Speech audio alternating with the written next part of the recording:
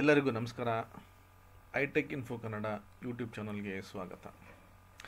ಇದು complete power B I DAX basic to advance series. ಇದು ಈ ಸೀರೀಸ್ನ 23ನೇ ವಿಡಿಯೋ. ಈ ವಿಡಿಯೋದಲ್ಲಿ ನಾನು ನಿಮಗೆ ಟೆಕ್ಸ್ಟ್ ಫಂಕ್ಷನ್ಸ್ ಅಂದರೆ ಏನು ಅಂತ ತಿಳಿಸ್ಕೊಡ್ತೀನಿ. ಇದು ನಿಮಗೆ ಡಿಫ್ರೆಂಟ್ ಪಾರ್ಟ್ಸಲ್ಲಿರುತ್ತೆ. ಇದು ಪಾರ್ಟ್ 1ನಲ್ಲಿ ಕೆಲವೊಂದು ಫಂಕ್ಷನ್ಸನ್ನು ನಾನು ನಿಮ್ಗೆ ಕಲಿಸ್ತೀನಿ. ಮೊದಲಿಗೆ ಈ ಟೆಕ್ಸ್ಟ್ ಫಂಕ್ಷನ್ಸ್ ಅಂದರೆ ಏನು ಅಂತ ತಿಳ್ಕೊಳ್ಳೋಣ.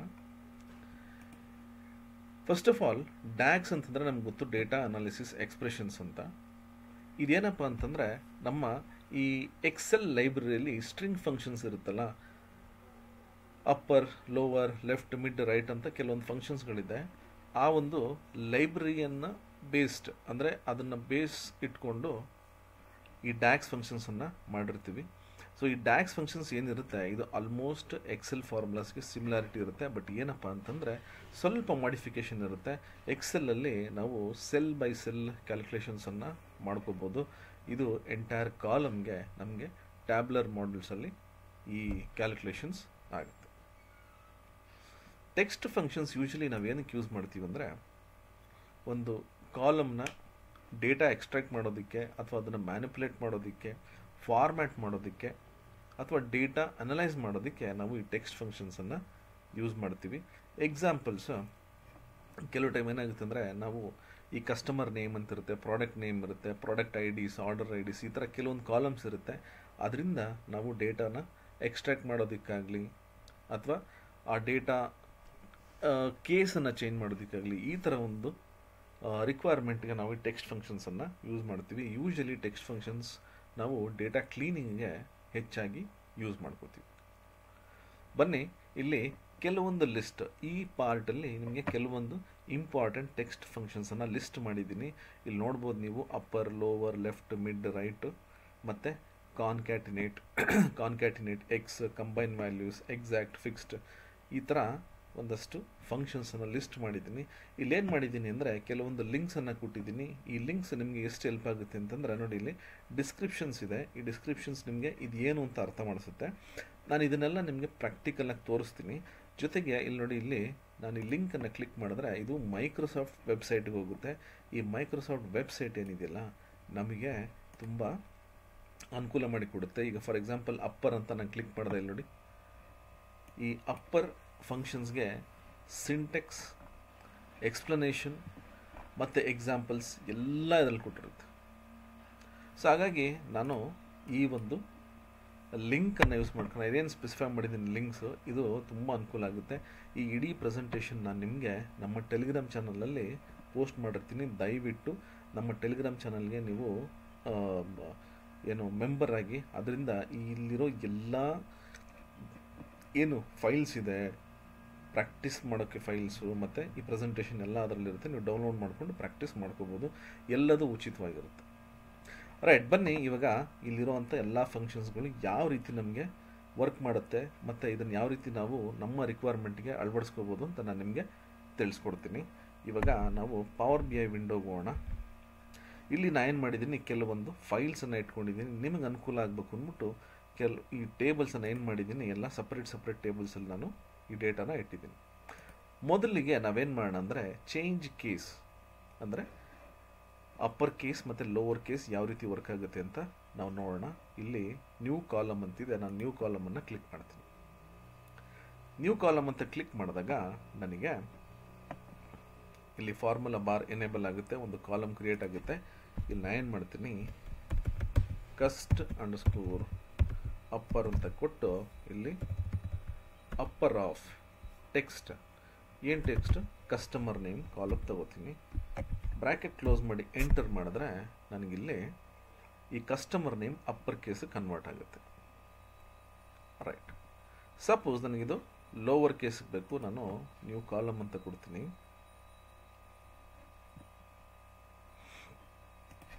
ಇಲ್ಲಿ ಕಸ್ಟ್ ಲೋವರ್ ಅಂತ ಕೊಡ್ತೀನಿ, lower of customer name, close bracket enter. ನೋಡಿ, ಸೊ ಈ ರೀತಿ ನಾನು ಈ ಅಪ್ಪರ್ ಮತ್ತು ಲೋವರ್ ಕೇಸ್ ಯೂಸ್ ಮಾಡಿಕೊಂಡು ಕೇಸನ್ನು ಚೇಂಜ್ ಮಾಡ್ಬೋದು. ಅಂದರೆ ಅಪ್ಪರ್ ಕೇಸ್ಗೆ ಅಥವಾ ಲೋವರ್ ಕೇಸ್ಗೆ ನಮ್ಮ ಟೆಕ್ಸ್ಟನ್ನು ಚೇಂಜ್ ಮಾಡ್ಕೋಬೋದು. ನೆಕ್ಸ್ಟ್ ಬಂದು ಇಲ್ಲಿ ಎಕ್ಸ್ಟ್ರಾಕ್ಟ್ ಡೇಟಾ ಅಂತ ಒಂದು ಟೇಬಲ್ ಇದೆ. ಈ ಟೇಬಲ್ಗೆ ಹೋಗಿ ಇಲ್ಲಿ ನಮಗೆ ಲೆಫ್ಟ್ ಮಿಡ್ ರೈಟ್ ಫಂಕ್ಷನ್ಸನ್ನು ಯೂಸ್ ಮಾಡೋಣ. ಇದು ಏನಂತ ನಾನು ಇಲ್ಲಿ ಎಕ್ಸ್ಪ್ಲೇನ್ ಮಾಡಿದ್ದೀನಿ ನಿಮಗೆ, ಇದನ್ನು ನೀವು ಓದ್ಕೋಬೋದು. ಬಟ್ ನಾನು ಪ್ರಾಕ್ಟಿಕಲಾಗಿ ಈ ಲೆಫ್ಟ್ ಮಿಡ್ ರೈಟನ್ನು ಯಾತಕ್ಕೆ ಯೂಸ್ ಮಾಡ್ತಾರೆ ಅಂತ ನಾನು ನಿಮಗೆ ತಿಳಿಸ್ಕೊಡ್ತೀನಿ. ಮೊದಲು ನಾನಿಲ್ಲಿ ನ್ಯೂ ಕಾಲಮ್ ಅಂತ ಕೊಡ್ತೀನಿ. ನ್ಯೂ ಕಾಲಮ್ ಕೊಟ್ಟಾಗ ಒಂದು ಕಾಲಮ್ ಕ್ರಿಯೇಟ್ ಆಗುತ್ತೆ.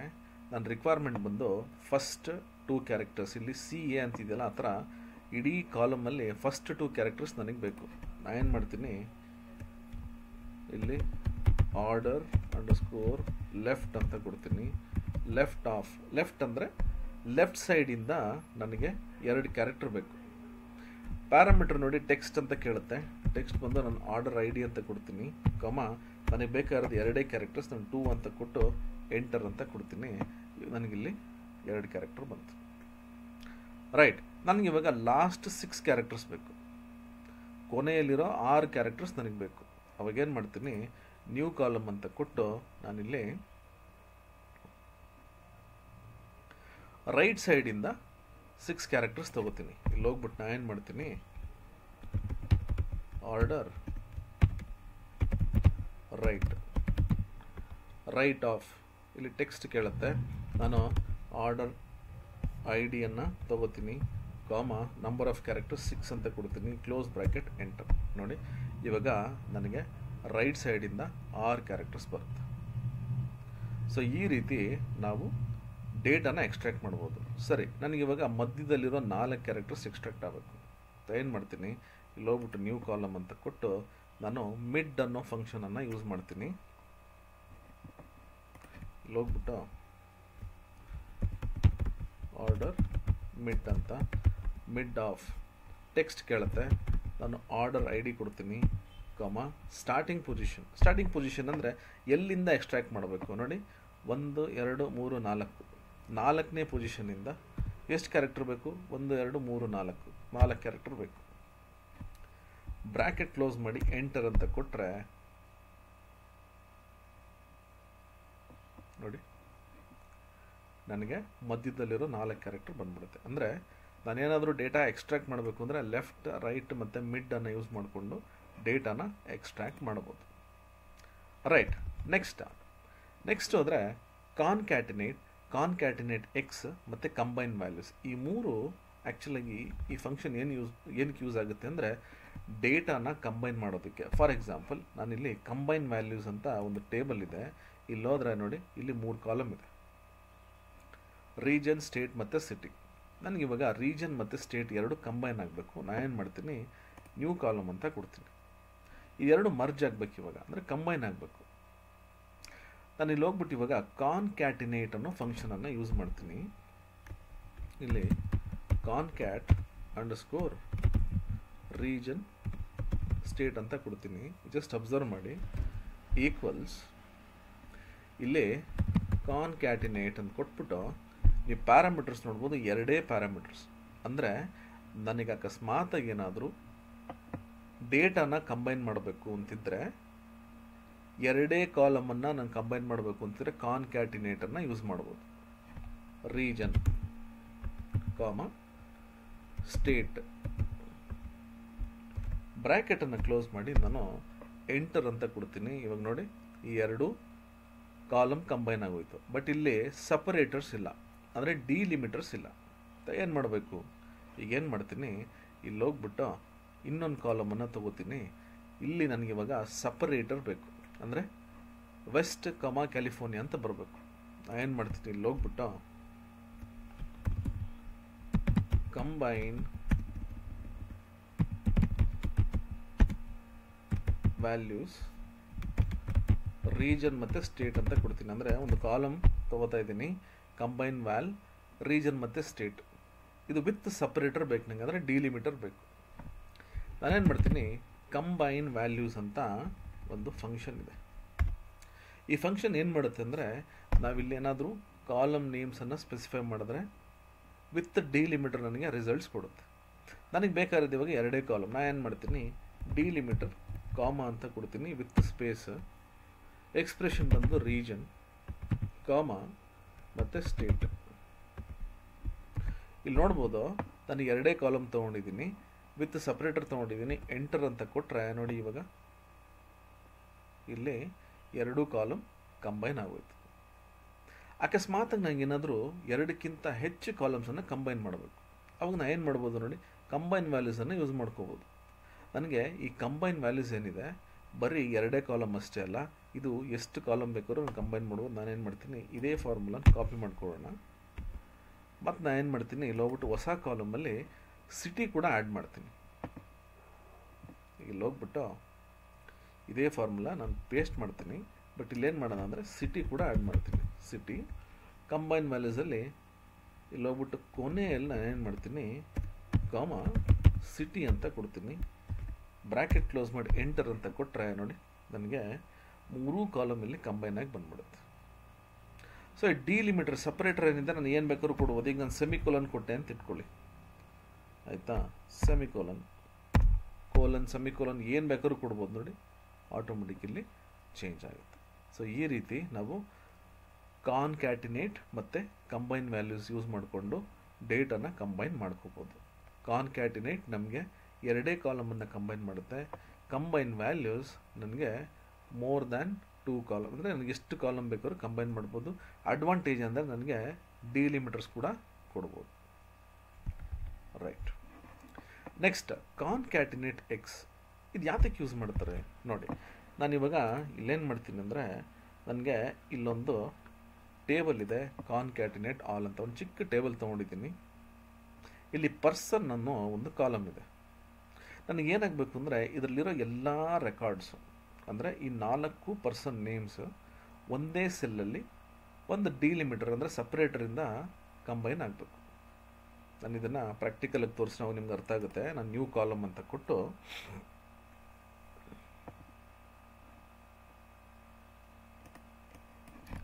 ಇಲ್ಲೇನು ಮಾಡ್ತೀನಿ, ಕಾನ್ಕ್ಯಾಟ್ ಆಲ್ ಅಂತ ಕೊಟ್ಟಿರ್ತೀನಿ, column name equals concatenate X. Table name ಕೇಳುತ್ತೆ, ಟೇಬಲ್ ನೇಮ್ ಕೊಡೋಣ ಕಾನ್ಕ್ಯಾಟಿನೇಟ್ ಆಲ್ ಅಂತ.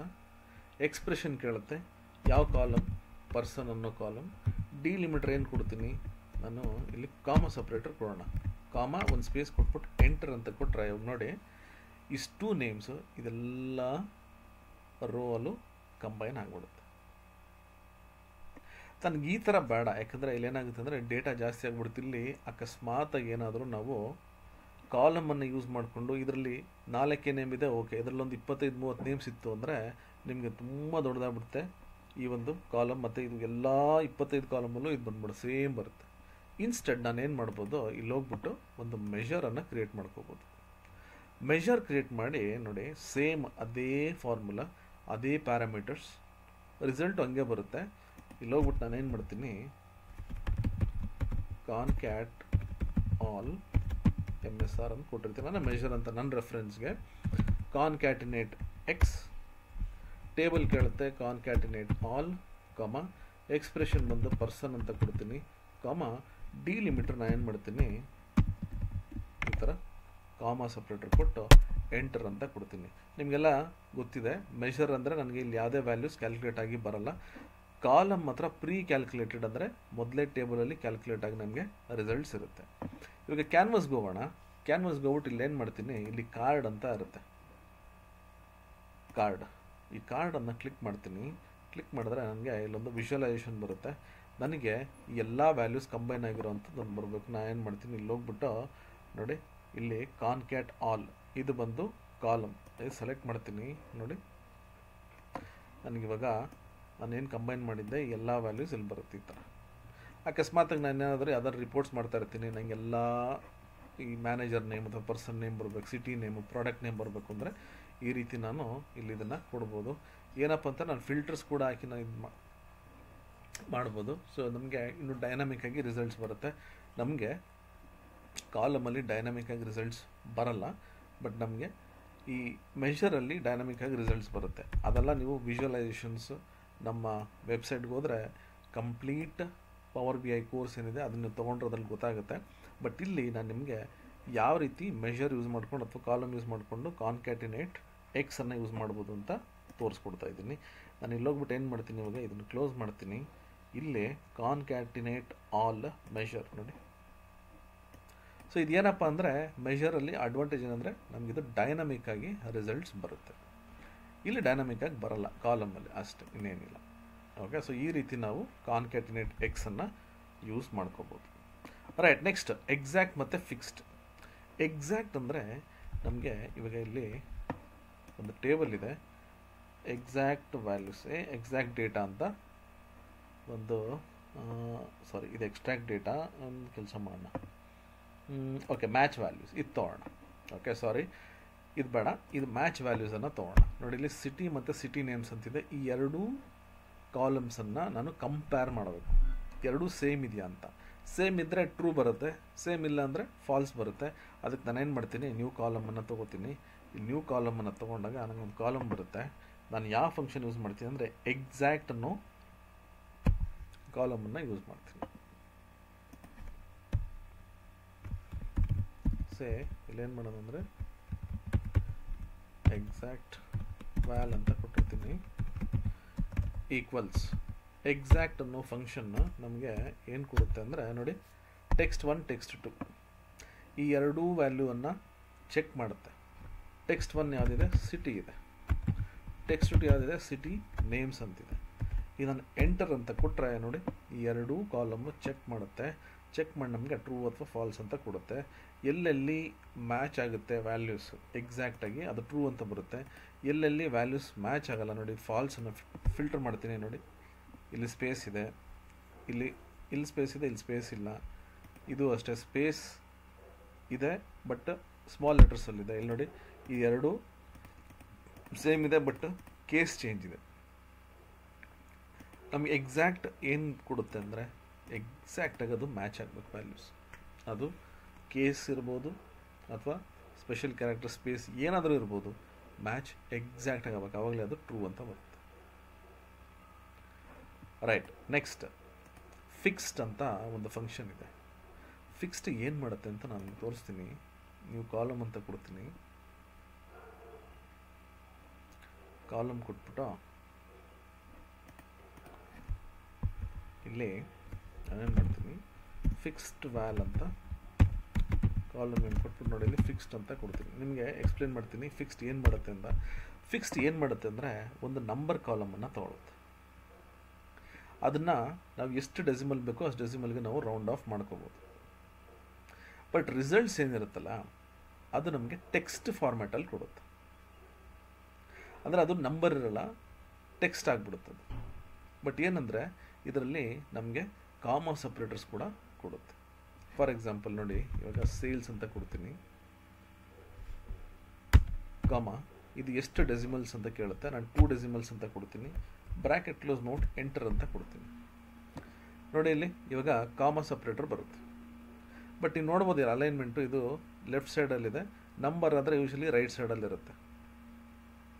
ಈ ಕಾಮಾ ಸಪ್ರೇಟರ್ ಬೈ ಡಿಫಾಲ್ಟ್ ಬರುತ್ತೆ. ನಾನು ಇಲ್ಲಿ ಹೋಗ್ಬಿಟ್ಟು ನೋಡಿ, ಇಲ್ಲಿ ಕಾಮಾ ಅಂತ ಕೊಟ್ಟರೆ ನೋಡಿ, ನೋ ಕಾಮರ್ಸ್ ಅಂತಿದೆ. ಟ್ರೂ ಅಂತ ಕೊಟ್ಟರೆ ನನಗೆ ಈ ಕಾಮಾ ಸಪ್ರೇಟರ್ಸ್ ಹೊರಟೋಗುತ್ತೆ. ಈ ಕಾಮಾ ಬೇಕಾ ಬೇಡವಾ ಅಂತ ನಾನು ಡಿಸೈಡ್ ಮಾಡ್ಬೋದು. ನಾನು ಅಕಸ್ಮಾತಿಗೆ ಏನೂ ಮೆನ್ಷನ್ ಮಾಡಿಲ್ಲ ಅಂದರೆ ಕಾಮಾ ಬರುತ್ತೆ, ಇಲ್ಲಾಂದರೆ ಫಾಲ್ಸ್ ಅಂತ ಕೂಡ ನಾನು ಕೊಡ್ಬೋದು. ಬೈ ಡಿಫಾಲ್ಟ್ ಇದು ಫಾಲ್ಸ್ ಇರುತ್ತೆ ನೋಡಿ.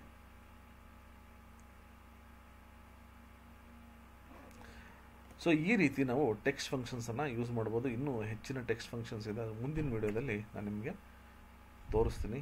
ಬಟ್ ನಮ್ಮ ಯೂಟ್ಯೂಬ್ ಚಾನಲ್ಲಿ ಈ ಥರ ಸೀರೀಸ್ ತುಂಬ ಬರ್ತಾ ಇರುತ್ತೆ. ದಯವಿಟ್ಟು ಸಬ್ಸ್ಕ್ರೈಬ್ ಮಾಡಿ, ಇದರಿಂದ ನಿಮಗೂ ಅನುಕೂಲ ಆಗುತ್ತೆ, ನಮಗೂ ಎನ್ಕರೇಜ್ ಮಾಡ್ದಂಗೆ ಆಗುತ್ತೆ.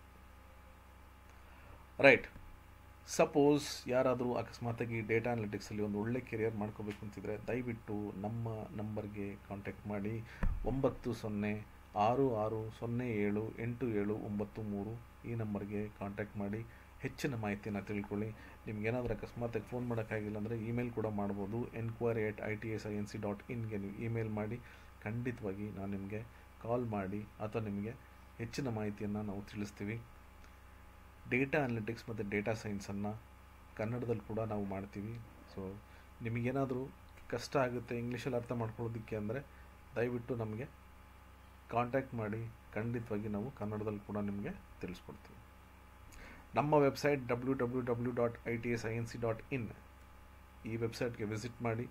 ಅನೇಕ ಕನ್ನಡ ಕೋರ್ಸಸ್ಗಳು ಕೂಡ ಇದರಲ್ಲಿದೆ. ಡೇಟಾ ಅನಾಲಿಟಿಕ್ಸ್ ರಿಲೇಟೆಡ್ ನೀವು ಉಚಿತವಾಗಿ ಈ ಕೋರ್ಸ್ಗಳನ್ನು ಎನ್ರೋಲ್ ಮಾಡಿಕೊಂಡು ನೀವು ಕಲ್ತ್ಕೋಬೋದು. ನಾವು ಯೂಟ್ಯೂಬ್, ಇನ್ಸ್ಟಾಗ್ರಾಮ್, ಫೇಸ್ಬುಕ್, ಲಿಂಕ್ಡ್ನಲ್ಲಿ ಕೂಡ ಇದ್ದೀವಿ. ಅಕಸ್ಮಾತಾಗಿ ಇನ್ನೂ ನೀವು ಫಾಲೋ ಮಾಡಿಲ್ಲ ಅಂದರೆ ದಯವಿಟ್ಟು ಫಾಲೋ ಮಾಡೋದನ್ನು ಮರಿಬೇಡಿ. ನೀವು ಫಾಲೋ ಮಾಡಿ, ನೀವು ಕೊಡ್ತಕ್ಕಂಥ ಸಜೆಷನ್ಸ್, ಸಪೋರ್ಟ್, ನಿಮ್ಮ ಪ್ರೋತ್ಸಾಹ, ನಿಮ್ಮ ಸಹಕಾರ ಪ್ರತಿಯೊಂದಕ್ಕೂ ನಾವು ಖುಷಿ ಪಡ್ತೀವಿ. ಏನಾದರೂ ಕಮೆಂಟ್ಸ್ ಕೊಟ್ಟು ಸಜೆಷನ್ಸ್ ಕೊಟ್ಟರೆ ಇನ್ನೂ ಹೆಚ್ಚಿನ ಸಂತೋಷ ಆಗುತ್ತೆ. ಸೊ ದಯವಿಟ್ಟು ನಮಗೆ ಎಂಕರೇಜ್ ಮಾಡಿ. ಕನ್ನಡದವರು ಇನ್ನೂ ದೊಡ್ಡ ಮಟ್ಟಿಗೆ ಬೆಳೆಸಬೇಕು ಅಂದರೆ ಇದಿನ್ನೂ ದೊಡ್ಡದಾಗಿ ಬೆಳೆದ್ರೆ ನೀವು ಎಂಕರೇಜ್ ಮಾಡಿ, ಸಬ್ಸ್ಕ್ರೈಬ್ ಮಾಡಿ, ಇನ್ನೂ ನಮಗೆ ಎಂಕರೇಜ್ ಕೊಟ್ಟರೆ ಇಂಥ ವೀಡಿಯೋಸ್ಗಳು ಇನ್ನೂ ಹೆಚ್ಚಿನ ರೀತಿಯಲ್ಲಿ ಕನ್ನಡದಲ್ಲಿ ನಾವು ಮಾಡ್ಬೋದು. ಸೊ ದಯವಿಟ್ಟು ನಮ್ಮನ್ನು ಫಾಲೋ ಮಾಡಿ. ಫಾಲೋ ಮಾಡೋದಕ್ಕೆ ಇನ್ನೂ ಒಂದಷ್ಟು ಜನಕ್ಕೆ ನೀವು ಪ್ರೋತ್ಸಾಹ ನೀಡಬೇಕು ಅಂತ ನಾವು ಕೇಳ್ಕೊತಾ ಇದ್ದೀವಿ. ಈ ವಿಡಿಯೋ ನಿಮಗೆಲ್ಲ ಇಷ್ಟ ಆಗಿದೆ ಅಂತ ನಾನು ಅಂದ್ಕೊಂಡಿದ್ದೀನಿ. ಇಷ್ಟ ಆಗಿದರೆ ದಯವಿಟ್ಟು ಒಂದು ಲೈಕ್, ಒಂದು ಥಮ್ಸ್ ಅಪ್ ಕೊಡಿ.